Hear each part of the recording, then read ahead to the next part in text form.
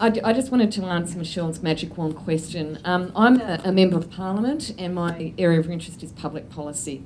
So we've talked about our personal stories today, but these are what's known as population health issues, and the issues we've discussed are affecting hundreds of thousands of Sydney families. There are people who die of asthma and people without resources that we have, and you can see what a struggle people like me have had as a very well-resourced, educated person.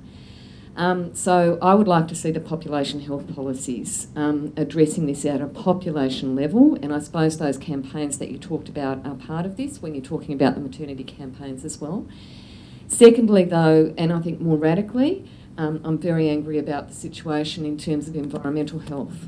Environmental health policy is virtually non-existent in New South Wales. We put up with crap in our air. We don't ask the right questions. There is no effective air monitoring system for Sydney, which is unique in Australia because it is in a basin where the air and its pollutants get trapped and they sit there for months.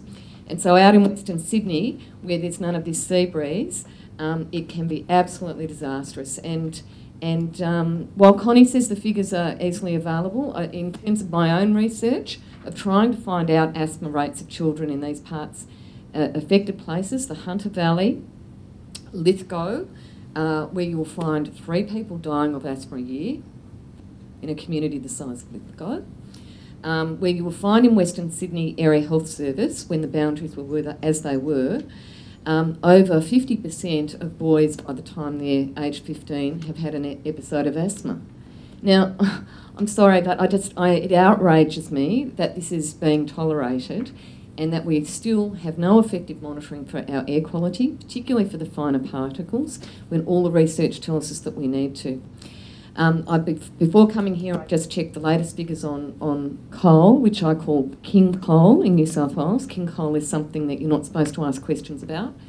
But we get $1.1 billion in mining royalties for the state government each year from coal. That's out of a $1.2 billion mining royalties. So coal is the main contributor. Then you have the jobs, then you have the taxes they pay. So very significant industries. And we have the coal burning of the power generators in the Hunter Valley, which also contribute hundreds of millions of dollars in dividends to the government. So the system is not predisposed to ask these questions and to challenge the health consequences of what's being put into our air. So I suppose by way of conclusion, Michelle, I want to thank the Asthma Foundation for the amazing research and work that you do and the considered and composed way in which you contributed. My magic wand would see the Asthma Foundation as part of the policy design process for environmental health in New South Wales, because I believe you're the one organisation that asks the right questions and the difficult questions, and those are the ones that need to be asked in this state. Thank you.